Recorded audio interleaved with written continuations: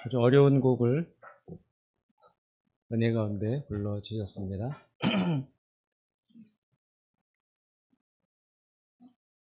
오늘 본문에 나오는 데살로니가 교회는 지금 고난을 겪고 있습니다. 특별히 예수 그리스도를 믿는다는 것으로 인해서 외부로부터 박해를 겪고 있습니다. 항상 초대교회는 핍박을 받았습니다. 예루살렘에 세워진 유대인들로 구성된 교회는 유대인들로부터 핍박을 받았습니다. 너희들은 왜 구약에 내려오는 모세의 율법을 의지하는 그 유대교를 저버리고 예수라는 그런 신흥 이단에 가까운 교주를 믿느냐라고 해서 유대인으로부터 핍박을 받았고, 또 동시에 이스라엘이 아닌 지중해 지역에 있는 이방인들로 구성된 이방인들의 교회는 역시 그들도 자신의 동족들, 즉 이방인들로부터 핍박을 받았습니다. 당시 이방인들은, 즉 일반 평범한 세상 사람들은 다 나름의 신을 믿고 있었습니다. 그리스 로마 신화를 보면 엄청난 수의 신들이 나오죠. 각 지역마다 그런 신들을 믿고 모시고 섬기고 있었는데, 그 문화를 저버리고 예수라는 새로운 신을 믿는다는 것에 대해서 그 동족들이 핍박을 했던 것입니다. 그래서 지금 데살로니가 교회도 이방인들로 구성된 교회인데, 그들 역시 자신의 동족들, 친족들, 친구들, 가족들로부터 박해를 겪고 있는 중인 것입니다. 그래서 그리스도의 데살로니가의 교인들은 자신들이 겪고 있는 이 고난에 무언가 의미를 부여할 수 있어야만 했습니다. 그래야 믿음을 지속할 수 있고 앞으로 계속 나아갈 수 있었기 때문입니다. 이 고난이 의미가 없다면, 이 고난에 의미를 부여할 수 없다면 현재의 신앙을 지속할 수도 없고 앞으로 나아갈 수도 없는 것입니다. 그리고 더 구체적으로 이야기하면, 왜 하나님을 믿는데 평안이 아니고 고난이 닥쳐오는가라는 질문에 대해서 답을 확보해야만 했다라는 말입니다. 이러한 상황은 지금도 마찬가지일 것입니다. 하나님을 믿는 사람들에게 고난이 닥쳐올 때가 있습니다. 그러면 사람들은 당황해합니다. 하나님을 믿으면 하나님이 나를 보호해 주실 줄 알았는데 어쩌면 그렇지 않을 수도 있다는 현실 앞에서 당황하고 고뇌하게 되는 것입니다. 사람들이 종교를 갖는 1차적인 동기는 사실 기복적인 목적에 있다라고 할 수 있습니다. 기복적인 것, 구복적이라고 할 수 있는 종교. 그것은 무엇이냐 하면 질병이나 재해와 같은 위험에서 건짐을 받고 안전을 보호받으며 또 물질이나 건강과 같은 일상적인 영역에서 남다른 복을 받기를 바라는 마음에서 종교를 찾고 종교 신앙생활을 시작하게 된다라는 것입니다. 사실 교회에 나오는 사람들도 대부분 그런 동기로 신앙생활을 시작하게 마련입니다. 하나님을 믿으면, 교회에 나가면 우리 가정의 우환이 중단되고 행복이 찾아오고 물질의 축복을 받고 가족끼리 화목해지며 모든 행복이라는 범주 안에 들어가는 그런 일들이 우리에게 주어지지 않을까라는 동기를 가지고 교회에 나오게 되는 것입니다. 그런 동기 자체를 탓할 수는 없습니다. 어떤 사람이 그런 행복과 안녕을 구하고 찾는 그런 심성에서 자유로울 수 있겠습니까? 그 동기 자체를 우리는 불순하다고 감히 탓할 수 없습니다. 인간이라면 당연한 것입니다. 그래서 그런 평범하고 보편적인 동기를 가지고 기독교를 믿게 되었는데, 그런데 신앙생활을 하다 보면 자기가 원했던 것처럼 늘 평안만 있고 행복만 찾아오고, 실수를 해도 복을 받고 공부를 안 해도 합격을 하고, 남들은 다 손해를 볼 때 나는 혼자서 이득을 얻는 이런 식의 내가 바랬던 안전과 보호는 주어지지 않는다는 것을 신앙생활을 하면서 발견하게 됩니다. 오히려 다른 사람들이 겪지 않는 그런 고난과 고통이 찾아올 수도 있다는 사실까지 경험하게 되면 기복적 동기로 교회에 찾아왔던 사람들의 영혼은 깊이 흔들릴 수밖에 없게 되는 것입니다. 그런 기대들이 충족되지 못하는 일이 발생하면 신앙의 위기와 정체가 발생하게 되는 것입니다. 따라서 우리는 고난에 대해서 한 번은 정리를 하고 넘어가야 합니다. 우리가 겪는 고난의 종류와 의미에는 몇 가지가 있습니다. 첫째는 자신의 죄로 인해서 찾아오는 고난입니다. 이것은 당연한 고난이라고 할 수 있습니다. 자신의 잘못된 행동, 자신의 잘못된 삶, 이런 것을 통해서 빚어지는 결과로서의 고통이기 때문에 이것은 어쩌면 당연하다고 할 수 있습니다. 다른 사람을 탓할 수 없고 하나님을 원망할 수 없습니다. 자연의 질서가 있는 것처럼 인간의 삶에도 윤리적이고 도덕적인 질서가 있을 수밖에 없습니다.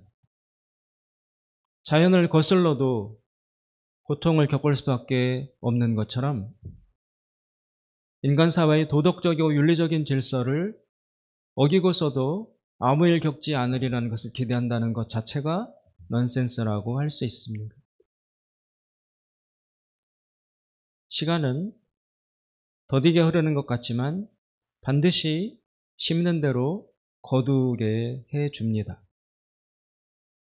그래서 스스로 자연을 거스르는 죄이든지 윤리와 도덕, 인륜을 거스르는 죄이든지 스스로 죄를 심게 되면 거기에 상응하는 고통과 고난을 반드시 겪을 수밖에 없습니다. 첫째의 고난은 어쩌면 이런 단순한 구조를 가지고 있는 고난이라고 할 수 있습니다. 두 번째는 타인의 죄로 인해서 겪는 고난입니다. 이것은 악한 사람들이 악한 동기를 가지고 자신의 욕망과 욕구를 충족시키기 위해서 다른 사람을 희생시킬 때 발생하는 고난입니다. 폭력을 당하거나 강도를 당하거나 전쟁으로 인해서 고통을 겪거나 이런 식으로 발생하는 고통과 고난입니다. 이때의 고난을 겪는 사람은 바로 악의 희생자라고 할 수 있습니다. 타인의 욕망의 희생자라고 할 수 있습니다. 이것은 그 타인이, 악인이 도덕적인 하나님의 법칙을 어긴 것입니다. 그런데 문제는 그런 악에 대해서 즉각적 심판이 이루어지지 않는다는 것에 우리의 고뇌가 있는 것입니다. 만약 다른 사람을 한 대 때렸을 때, 악의 동기를 가지고 때렸을 때 만약 손목이 즉각 잘리는 그런 벌이 주어진다면 그 어느 누구도 다른 사람을 구타하는 일을 행하지 않을 것입니다. 다른 사람의 물건을 훔쳐서 도망갈 때 즉각 다리가 부러지거나 하는 벌이 주어진다면 웬만한 사람이 아니고는 다른 사람의 물건을 훔치려는 시도를 하지 않게 될 것입니다. 그렇게 즉각적인 죄에 대한 심판과 벌이 주어진다면 상당수의 악은 발생하지 않을 수 있을 것입니다. 그러나 우리가 경험하기로는 죄를 지어도 그 벌이 즉각 주어지지 않거나 정당하게 주어지지 않는 것 같은 그런 부조리한 현실을 우리는 보게 됩니다. 그래서 다른 사람의 죄로 인해서 내가 겪게 되는 희생자로서의 고통과 고난에 대해서 사실상 우리가 사는 이 현실 속에서 정당한 처벌이나 또 정의가 구현되는 것을 경험하기가 어려우므로 매우 이런 고난을 당하는 자는 고통에 처할 수밖에 없습니다. 이런 고통과 고난에 대해서 성경은 그리고 하나님은 명확한 답을 주고 계시진 않습니다. 이런 고난에 대해서 의미를 찾으려면 필연코 반드시 우리는 이 세상이 아닌 이 다음 세상, 영원한 삶을 전제할 수밖에 없습니다. 지금 심판이 이루어지지 않는다면, 하나님이 만약 공의로우신 분이라면, 정의로우신 분이라면 지금 무수히 많은 죄를 짓고도 평안하게 배부르게 떵떵거리며 행복하게 살다가 죽는 것으로 끝, 그리고 그 이후에 아무런 심판이 행해지지 않는다라면 과연 하나님을 신뢰할 수 있을까라는 의문이 제기됩니다. 진정으로 하나님이 살아계시고 정의로우신 분이라면 지금 이 땅에서는 심판이 이루어지지 않는 것처럼 보여도 반드시 이 다음 세상에서, 그리고 하나님의 나라라는 영원한 세계의 맥락 속에서 기필코 선은 하나님께 칭찬을 받을 것이고 악은 심판받을 것이라는 사실이 보장이 되어야 합니다. 어쨌든 우리가 겪는 고난에 있어서 첫 번째는 자신의 죄로 인해서 겪는 고난, 두 번째는 억울하지만 다른 사람의 악으로 인해서 내가 희생당하면서 겪는 고난, 이런 두 가지 종류가 있을 수 있고요. 세 번째는 광범위한 인간의 고난입니다. 이것은 나의 죄, 너의 죄 이런 식으로 구분할 수 있는 죄가 아니라 인간의 집단적인 죄, 인간의 존재 자체가 가지고 있는 죄, 즉 성경으로 말하면 원죄라는 것으로 인해서 발생하는 근본적인 고난을 뜻합니다. 우리 그리스도인들은 아담이 지은 첫 번째 죄, 거기에 모든 인간이 다 연루되어 있다고 믿습니다. 그것이 이성적으로 잘 이해되지 않을 수도 있습니다. 왜 아담이 저지른 죄를 나에게까지 전가시키는가? 이것을 합리적으로 설명하기는 쉽지 않지만 또 지금 그것을 다 설명할 시간은 부족해서 넘어가지만 어쨌든 아담이 저지른 죄를 모든 인간의 죄라고 간주하는 데에는 이런 맥락이 있는 것입니다. 여러분, 밀가루 반죽을 크게 했어요. 근데 그 반죽이 속에 반죽이 잘 되었나 안 되었나, 아직 이렇게 뭉쳐지지 않은 생밀가루가 남아있지 않나, 이런 것을 확인하려고 할 때 어떻게 해야 합니까? 우리는 그 중에 한 몇 군데를 떼어서 잘 됐나 확인하고 괜찮으면 잘 됐구나 하고 다음 단계로 넘어갑니다.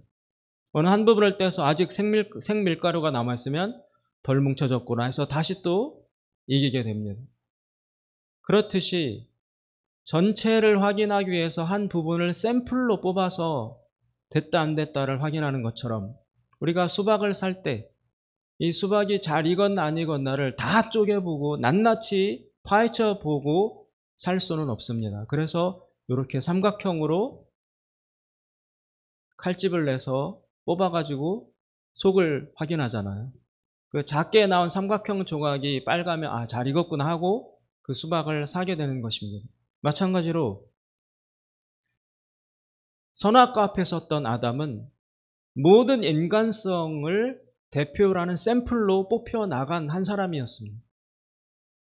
이 아담이라는 사람이 어떻게 하는가를 보면 나머지 인간 전체가 하나님 앞에 어떻게 반응하는 것인지 확인할 수 있다는 것입니다.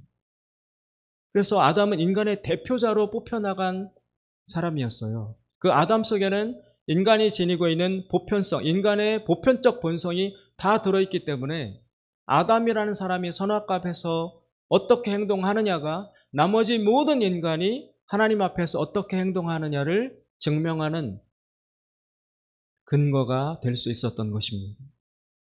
그래서 아담이 선악과 앞에서 하나님의 말씀을 정면으로 불순종하는 것으로 볼 때 아담 아닌 나머지 모든 인간들도 역시 선악과 앞에 세워놓으면 다 아담처럼 하나님께 불순종하는 행동을 한다는 것이 입증이 된 것입니다.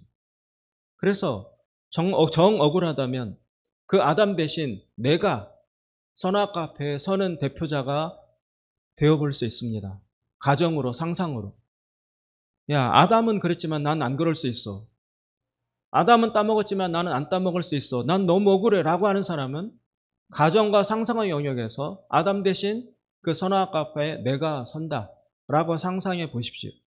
그럴 때 나는 뱀이 유혹했어도 선악과가 너무 보암직도 하고 먹음직해도 나는 안 따먹을 수 있어. 안 따먹어 라고 확신할 수 있는 인간이 있다면 그러면 다른 얘기가 발생할 수밖에 없는데 내 가슴에 손을 얹고 내 양심을 들여다보며 내가 아담 대신 그 자리에 섰으면 나는 안 따먹었어 라고 자신할 수 있는 사람이 있겠습니까? 나 역시 틀림없이 따먹었을 것이다. 아담은 한 개만 따먹었지만 나는 아마 나무를 뿌리채 뽑았을 것이다. 다 따먹었을 것이다. 내 욕심으로 보자면 내 인간의 본성이 아담을 통해서 드러났던 것입니다. 그래서 아담 한 사람의 범죄가 모든 인간의 범죄로 간주될 수 있었던 거예요. 그래서 원죄인 거예요. 아담을 통해서 인간은 하나님을 좋아하지 않는다. 하나님께 순종하지 않는다라는 사실이 드러나 버렸습니다. 그것이 하나님 앞에서 우리의 상상을 초월하는 정말 심각한 죄가 되는 것입니다. 하나님은 아담에게 미리 말씀하셨습니다. 너가 선악과를 따먹을 때는 정령 죽으리라. 반드시 죽을 것이다. 선악과를 따먹고도 죽지 않는 예외란 절대로 발생하지 않는다. 너는 따먹으면 100% 죽는다라고 경고하셨습니다.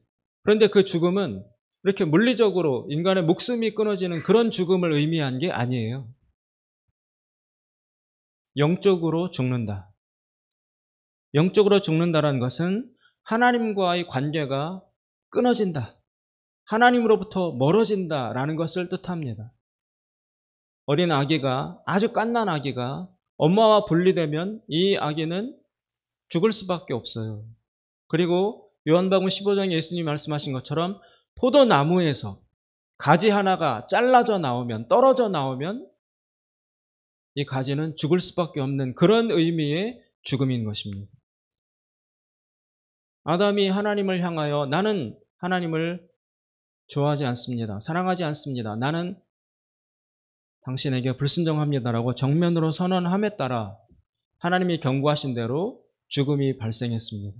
그 죽음이란 육체적으로 죽는 죽음을 포함해서 영적으로 하나님과의 관계가 끊어지는, 하나님으로부터 분리되는 그런 상태를 뜻하는 것입니다. 포도가지가 포도나무에서 떨어지면 그 존재 자체가 무의미해지는 것처럼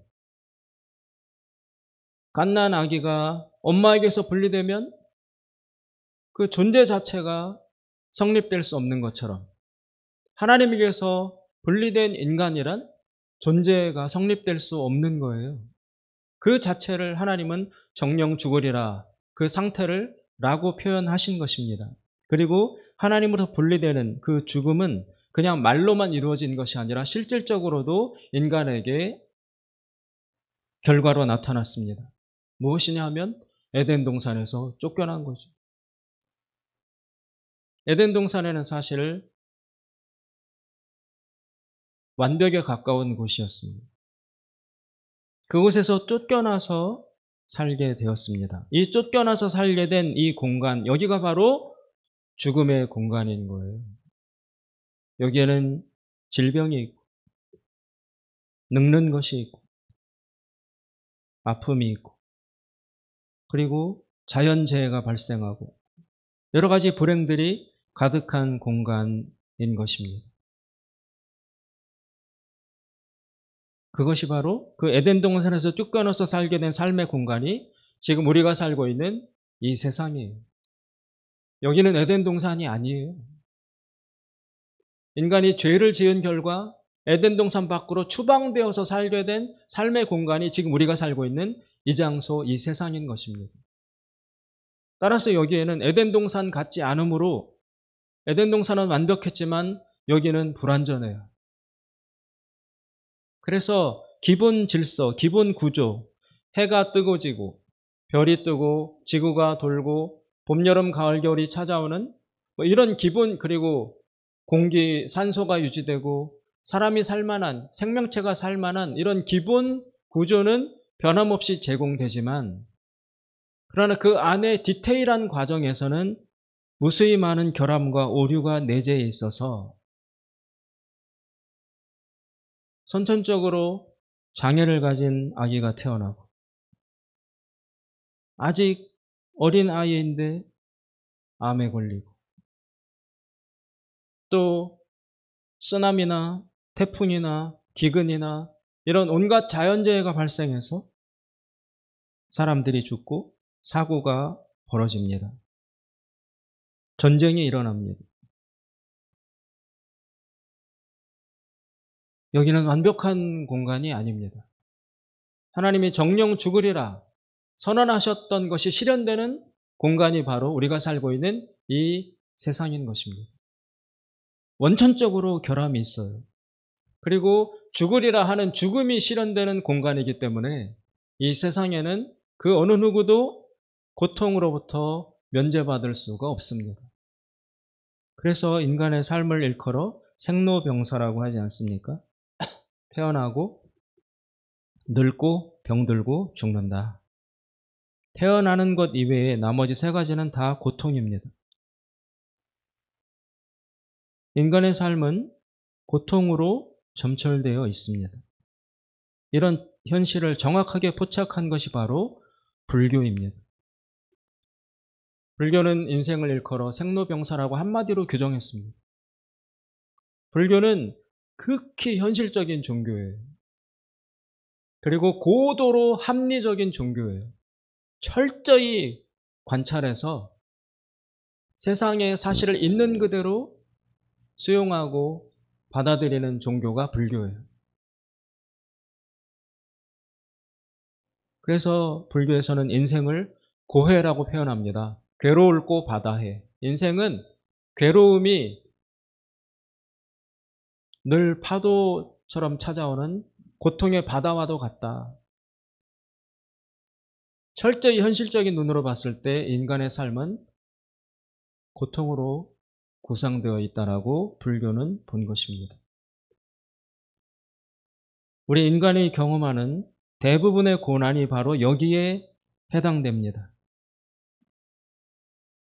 내가 직접 저지른 죄가 원인이 되지는 않지만 인간이라는 존재 자체가 하나님 앞에 잘못 반응함으로써 그 결과로 주어진 이 시공간적 환경 속에 우리가 들어왔기 때문에 여기는 사실은 하나님의 정령 죽으리라 라는 심판과 벌이 실현되는 공간이라 기본적인 생존은 보장되는 것 같지만, 그러나 인간의 삶은 세부적으로 보면 다 고통과 결부되어 있습니다. 인간의 죽음도 여기에 해당되는 것입니다. 우리가 살아있다라고 말하는 것은 관점에 따라 그렇게 볼 수도 있는 거예요. 그러나 또 다른 관점으로 보면 인간은 지금 죽어있는 존재예요. 전에도 말씀드린 것처럼 나무에서 가지를 꺾어내면 이 가지는 금방 죽음에 점령당하진 않습니다.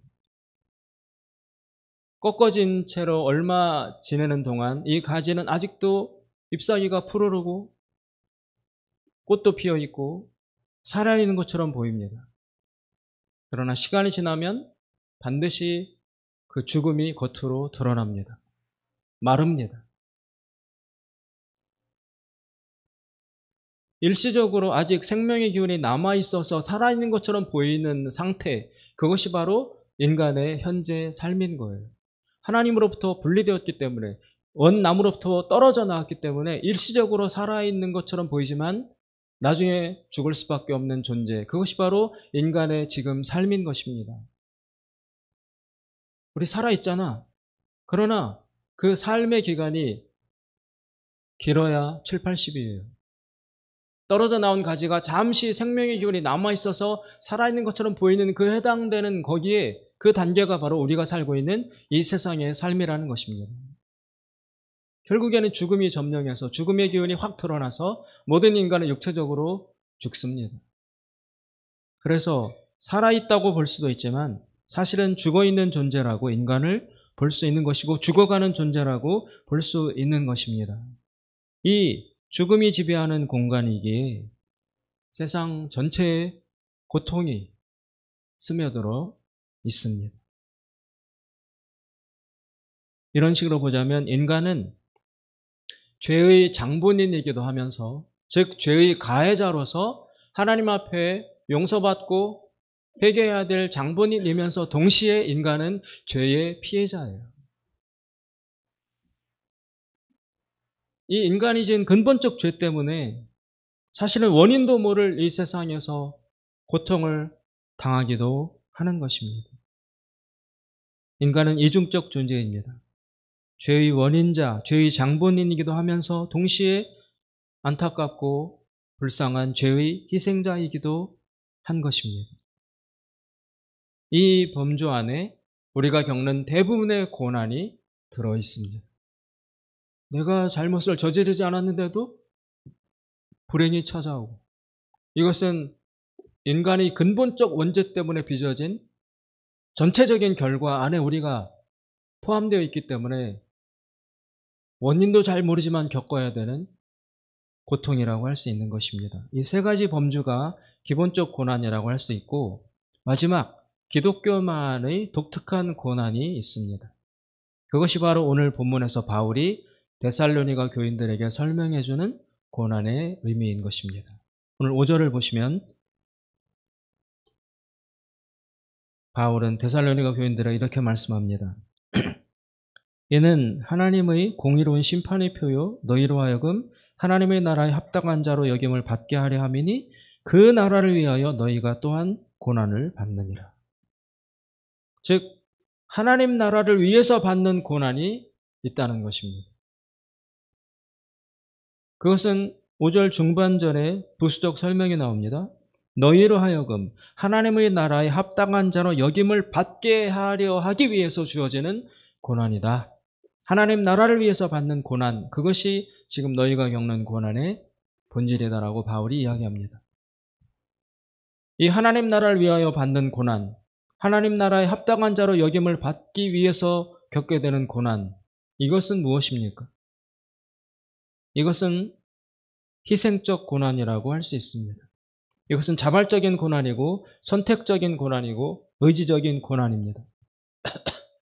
그런데 이것이 있어야 하나님 나라에 들어갈 수 있다라고 사도 바울은 못 받고 있습니다. 이 고난은 다른 말로 하면 한마디로 십자가를 짐으로써 겪게 되는 고난이라고 할 수 있습니다.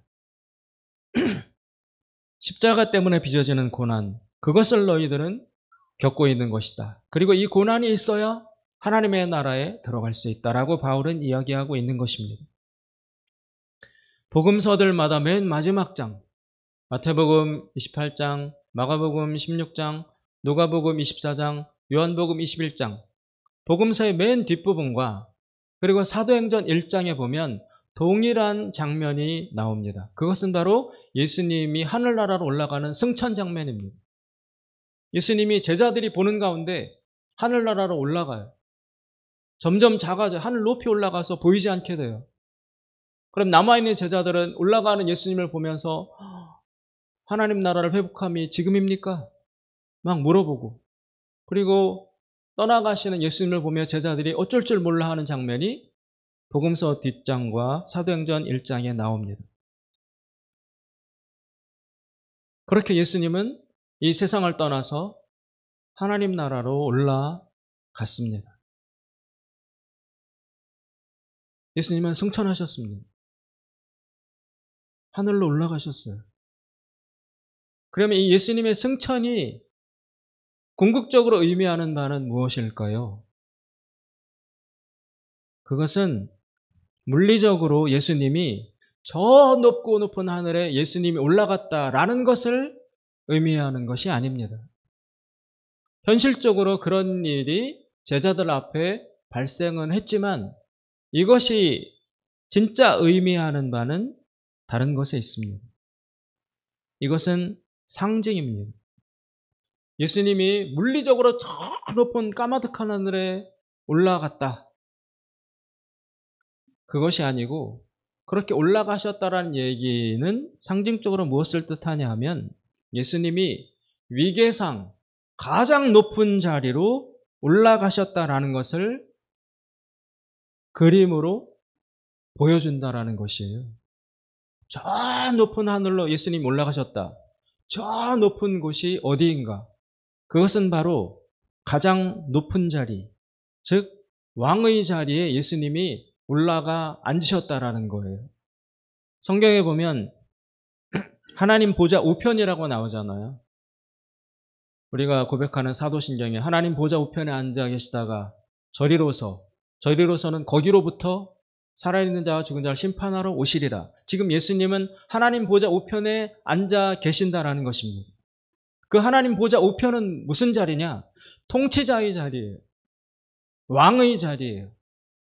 즉 복음서 후반과 사도행전 1장에 제자들 보는 앞에서 예수님이 구름을 타고 하늘 높이 올라가셨다라는 그것이 뜻하는 바는 예수님이 드디어 왕의 자리에 올라가 앉으셨다. 통치자의 자리에 드디어 예수님이 앉으셨다. 하나님 보좌 우편의 능력자, 권세자의 자리에 예수님이 드디어 올라가 좌정하셨다라는 것을 보여주는 그림이라는 것입니다. 예수님이 왕의 자리, 통치자의 자리에 앉았다라는 것은 무엇입니까? 그것은 바로 사탄이 통치하던 이 세상의 왕의 자리에 이제 진정한 왕이신 예수님이 올라가 앉으셨다라는 것을 뜻합니다. 그러면 사탄이 통치할 때는 여러분 선으로 통치하겠어요? 악으로 통치하겠어요? 악으로 통치하죠. 에베소서 2장 1, 2절에 보면 공중권세 잡은 자, 사탄은 악으로 통치합니다.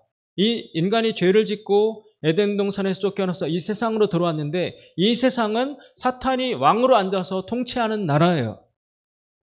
악으로 다스리는 나라. 그러니까 고통이 있을 수밖에 없죠.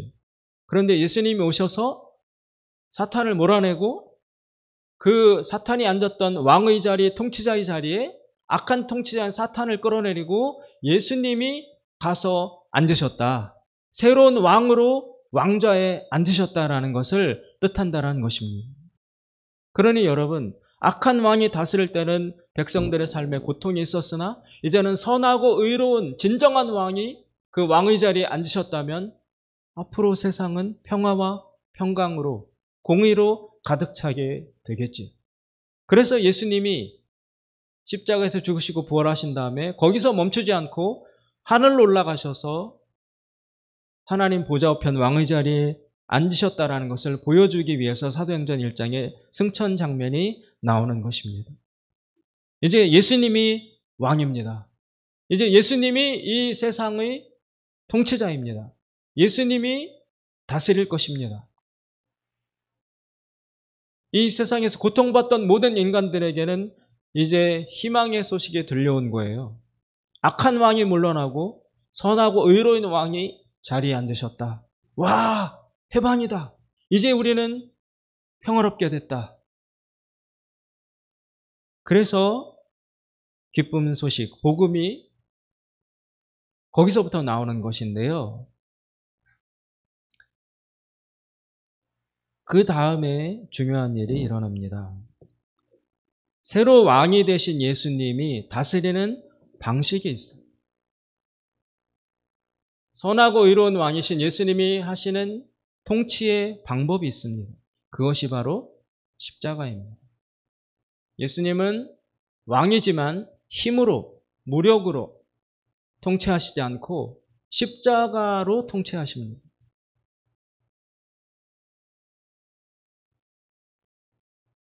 십자가가 어떤 것인지를 예수님은 이 땅에 오셔서 지상생애로 보여주셨습니다. 십자가는 희생하는 삶입니다. 죄 없이 잡혀 죽는 삶입니다. 왜냐하면 다른 사람을 용서하기 위해서, 다른 사람을 구원하기 위해서 누군가 대신 죽는 대속적 고난이 필요한데 예수님이 그 죽음을 스스로 감당하신 것입니다. 따라서 이제 하나님의 나라의 백성들, 즉 그리스도인들, 예수님의 제자된 자들도 예수님이 통치하시는 방식인 십자가를 고스란히 모방하고 순종하며 따라가야 된다는 것입니다. 예수님은 새 왕입니다. 그러나 이 왕의 통치 방식은 힘으로 군림하는 것이 아니라 오히려 힘을 내려놓고 희생하는 방식으로 이루어집니다. 왼뺨을 맞으면 한 대 받아치는 것이 아니라 한 대 더 때리라고 오른뺨을 내어미는 방식. 누군가 나에게 오리 2kg를 내 가방, 내 짐을 들어달라고 강제할 때 2kg만 들어주는 것이 아니라 자원해서 10리까지 들어주는 방식. 죄 없으면서도 죄에 있는 것처럼 오해를 받고 공격을 받고 희생해야 하는 삶의 방식. 더 의로운데도 덜 의로운 자를 용서해 주어야 하는 방식. 내가 더 옳은데도 더 나쁜 자에게 져야 하는 방식. 이것이 바로 예수님이 십자가를 통해서 보여주신 삶의 구체적인 내용이었습니다. 왕이신 예수님은 그런 방식으로 세상을 통치하겠다. 따라서 예수님의 제자들, 예수님의 신하된 우리들 역시 예수님이 하시는 방식으로 이 세상을 향하여 대응해야 한다는 것입니다. 왕이 먼저 그렇게 하시기 때문에 백성된 우리는, 신하와 제자된 우리는 당연히 그 길을 따라가야 하는 것입니다. 그러면서 오늘 바울의 말씀에 의하면 이렇게 십자가의 길을 따라가는 자만이 하나님 나라에 합당하다. 지금 데살로니가 교인들, 너희들이 억울하게 당하는 환난과 고통과 핍박, 그것의 의미는 무엇인가? 너희들이 뭘 잘못해서가 아니라 왕 대신 예수님이 이 세상을 향하여 대응하는 방식, 그것을 너희들도 따라서 순종하고 있기 때문에 너희들에게 억울한 고난이 주어지는 것이다. 이것을 예수님처럼 순종하며 사랑하며 감당해 나아갈 때 이것이 바로 너희들이 예수님이 왕이신 그 하나님 나라의 합당한 백성이라는 증거가 되는 것이다 라고 바울이 말씀하고 있습니다. 여러분, 하나님의 나라에는 악인은 못 들어갑니다. 하나님의 나라에는 왕에게 불순종하는 자 역시 들어갈 수 없습니다. 그리스도인들만이 겪어야 하는 특별한 고난이 있습니다. 그것이 바로 십자가의 고난입니다. 이 고난을 참아내고 이 고난을 살아내어야 그리스도인입니다. 이 고난을 겪고 감당하고 순종하고 인내해야만 하나님의 백성이라고 할 수 있고 하나님 나라에 들어갈 수 있는 것입니다. 오늘 본문에 보면 바울이 데살로니가 교인들을 칭찬하는 이야기가 나옵니다.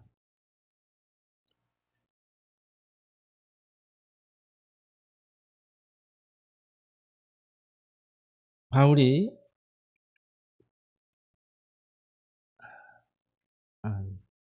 이들의 인내를 칭찬합니다. 4절에 보시면 그러므로 너희가 견디고 있는 모든 박해와 환난 중에서 너희 인내와 믿음으로 말미암아 하나님의 여러 교회에서 우리가 친히 자랑하노라. 억울한 고난 앞에서, 십자가의 고난 앞에서 인내하고 여전히 믿음을 지키며 나아가는 그 모습이 하나님에게 칭찬거리, 자랑거리가 될 수 있다는 것입니다. 사랑하는 여러분, 선으로 악을 이기십시오. 그리스도인만이 선으로 악을 이길 수 있습니다. 선으로 악을 이기는 그리스도인의 실천이 없이는 하나님 나라에 들어갈 수 없습니다. 데살로니가 교인들과 같이 십자가의 삶을 기꺼이 받아들이며 믿음과 인내로 승리하시는 우리 모두가 될 수 있기를 주님의 이름으로 축원드립니다. 기도하겠습니다. 자비로우신